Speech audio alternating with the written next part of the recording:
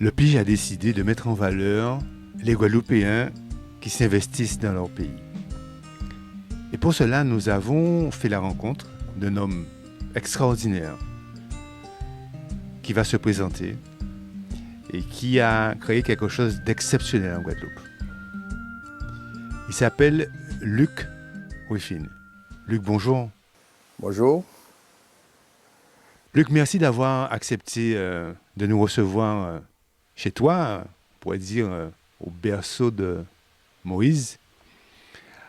Je voudrais, avant que tu nous parles du berceau de Moïse et aussi de RL Location, que tu nous dis qui tu es. Alors, je suis Luc, tout simplement, un Guadeloupéen qui est né ici, à Basse-Terre, qui a grandi à Basse-Terre et qui avait une vision, je dirais, particulière, en fait différente de celle qu'on m'a inculquée dans tous les cas par ce que mes parents m'ont inculqué. Puisque, effectivement, mes parents voulaient absolument que je sois fonctionnaire, comme mon père même, il était, lui-même. Et c'était vraiment pas ma vision des choses. Voilà. Donc j'ai choisi une voie, visiblement qui a été la bonne, puisque je m'épanouis à travers ce que je fais. Voilà. J'ai une 50aine d'années et toute ma vie j'ai été commercial. Toujours avec l'ambition, parce que j'étais entrepreneur dans l'âme. Donc j'ai pu parallèlement créer mes deux entités, notamment celle où on est là aujourd'hui, le berceau de Moïse. Voilà. Alors, le berceau de Moïse, dis-nous en deux mots, c'est quoi exactement? Alors, en deux mots, c'est de l'hébergement touristique, avec un cachet particulier.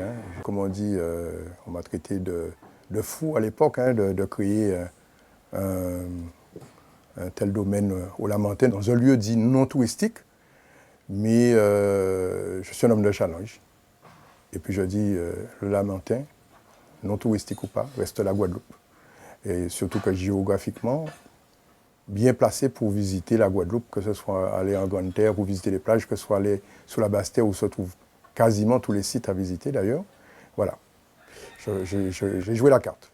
Alors, on rappelle à nos amis qui nous regardent que nous sommes au Lamentin et plus précisément à Castel-Lamentin. Mais pourquoi justement avoir investi ce lieu Lamentin, Castel-Lamentin? Est-ce qu'il y a une histoire derrière ça?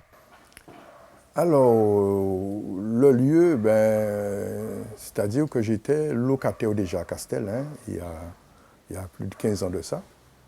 Et j'étais locataire chez un particulier. Et au bout de 5 années, quand je suis venu payer son loyer,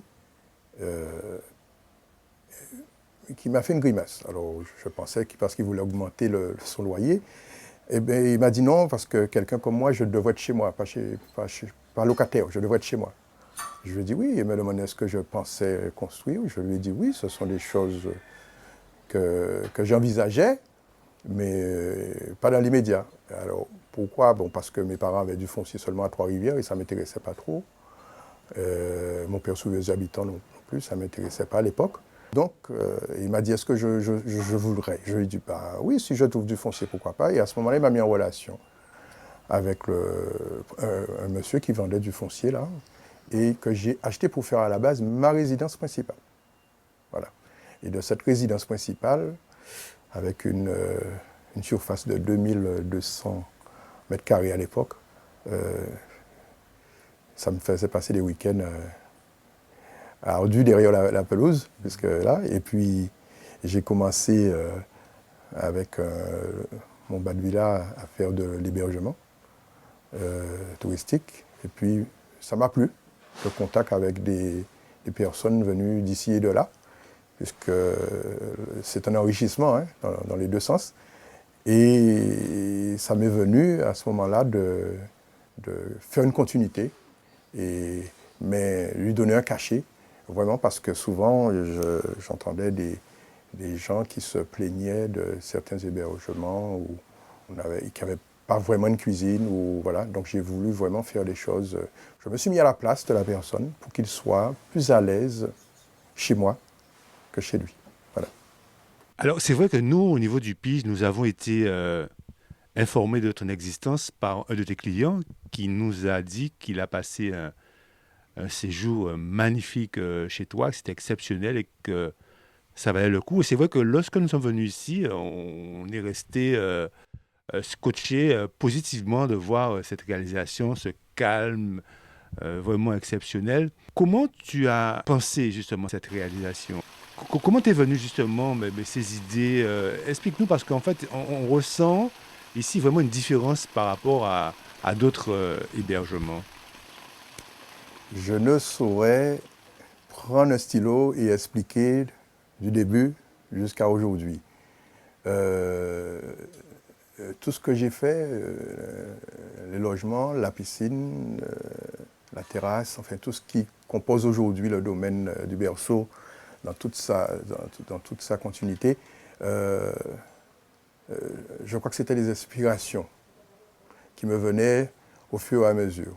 Au fur et à mesure, j'ai décidé de faire ça, mais sans vraiment avoir établi un plan, on va dire, un plan au départ, pour éviter justement d'avoir l'impression du rajouter. Donc j'ai réussi à harmoniser le tout.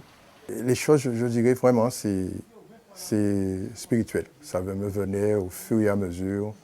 Et bon, visiblement, les choses se sont bien embriquées l'une dans l'autre, puisque le résultat, il est là. Et le résultat assez surprenant pour tout le monde, visiblement. Peut-être moins pour moi parce que je vis dedans et j'ai évolué dedans. Ça ne répond pas à des règles établies, on va dire.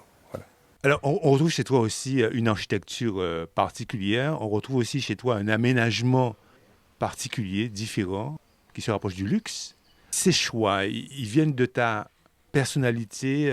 Dis-nous un peu comment ça s'est passé. Oui, alors concernant les choix, tout ce qui est les meubles, le carrelage et les couleurs, c'est vraiment de ma personnalité. La raison première, c'est de pouvoir faire en tout cas les locataires voyager tout en restant en Guadeloupe, pouvoir voyager. Ce qui est le cas aujourd'hui, puisque certaines personnes, quand ils viennent ici, quand ils rentrent dans les hébergements, ils se disent qu'ils ont l'impression d'être ailleurs. Alors, ça veut dire que l'objectif est atteint. Hein, donc, c'était vraiment le but premier, c'est de pouvoir faire voyager les gens sans réellement se déplacer physiquement par le biais d'un avion ou autre. Voilà.